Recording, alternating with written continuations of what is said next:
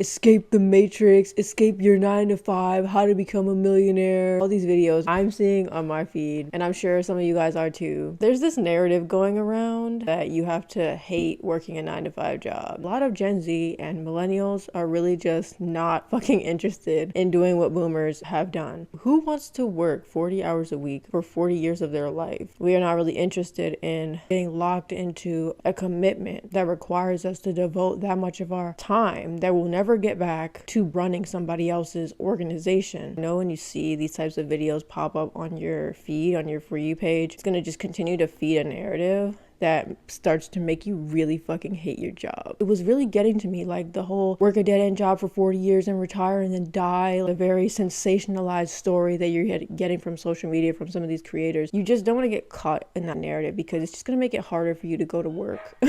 Like, let's be fucking honest. There were two pains going on. There was the first pain of actually having to go when I didn't want to, actually having to put in work at work. And then there came the pain of the story. I have to escape. I have to get away from this place. Some people have really shitty, toxic work cultures. I personally don't, but I found myself feeling as though I did and just wanting to make myself as small as possible at work so I could get through the day. I think that that is probably the worst mindset to take on. You know, obviously there's a lot of frustration with you having to go to a job that you're not really passionate about, especially if you've gone on a journey of personal development and you've figured out what you really want to do, and now you still have to go to this job because money. That's very real, and like I'm going through it right now where I'm trying to figure out how can I do it all.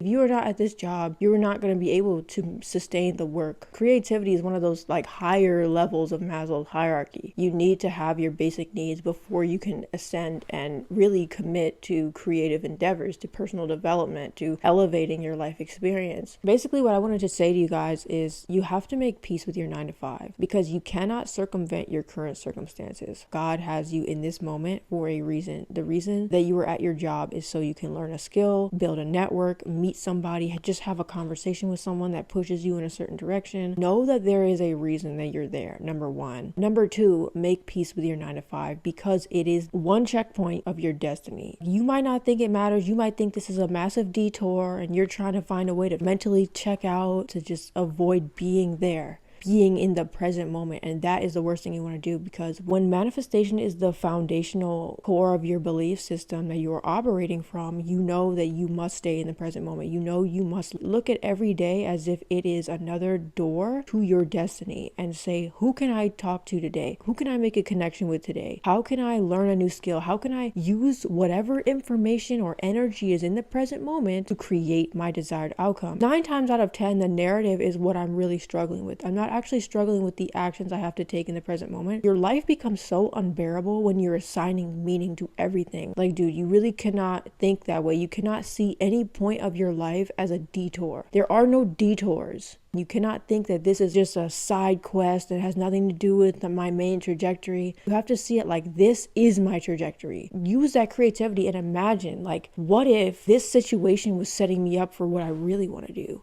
And if it was, what would that look like? How could I use what's in my present moment and perform mental alchemy to create a trajectory, to create an end route to where I really want to end up? There are no accidents. Everything happens for a reason. And I had an epiphany when I was sitting in the parking lot of my job one day. And it was like, when you cease to hate this, that's when you'll actually leave. The fact that you care so much means you're not ready to move on yet. You're still resisting the lesson. You're still resisting something. Once you let go of that story or that anger, that animosity, that frustration, that this thing is blocking you from your goal, and you start to see it as this thing is pivotal to me achieving my goal, that's when things really start to shift for you. That's when things really start to pick up pace and like shit starts happening like that, because you are now in alignment. You are letting go of that story that you have to escape something, you have to run from something, you have to chase your goal, and you simply let your goal come to you. You simply let every day naturally form you